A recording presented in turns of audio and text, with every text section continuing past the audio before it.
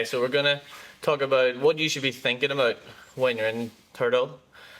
Depending on where your opponent is, will dictate where the threats are coming from. So if James is in turtle and I'm directly behind the turtle, what we're gonna find is there's only so many threats they could do. They can start, if James is flat-footed, then they can easily take horseshoe grip and start to withdraw you up. And this creates like a lot of threat, and it makes it very difficult for you to start recovering very quickly without getting attacked. So this will come over, hooks will come over the leg, things like that. So being on your toes is important when they're directly behind you. And then it's a really good time for you to start thinking, I need to escape away. Okay, so if I'm directly behind, he wants to think about going directly forward. Okay, if he's at the side, it's all about assessing where you can create the space.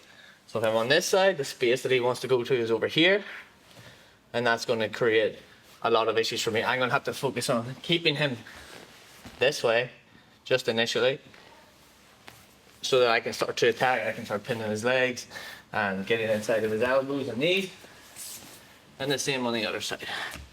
From the front head, from the front of the turtle, obviously the space is now behind the hips, and that's where he wants to be thinking about going back into. So I'll just show you a couple of things. So if he's behind me,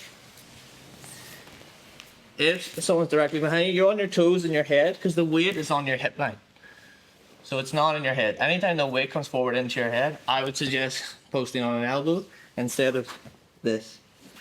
When the weight's off of you, so if he's off hip to hip, the weight can be in the head, no problem. Or if it's at the hip, it's fine. But the more he comes forward with his weight into your chest, I think this is going to be very uncomfortable. And you're going to be posting on your elbows and fighting more like this.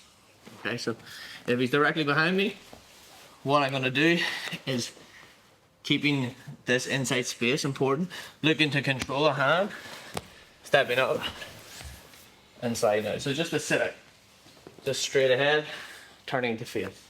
You can do similar things if he's at the side and he has a hand in. I can try to control, so I can either pummel inside and I want to start bringing this hip away into that space by dropping this hip down, or I can just control the hand and sit out to come in.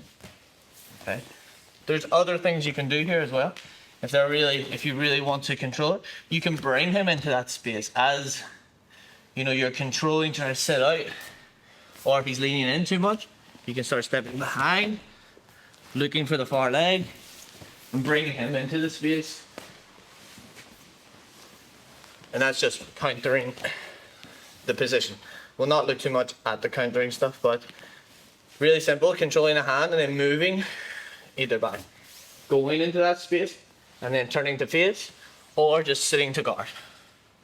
So again, so he's behind me, I want to be controlling, stepping up, sliding through, and then either turning to face this way or turning to face this way.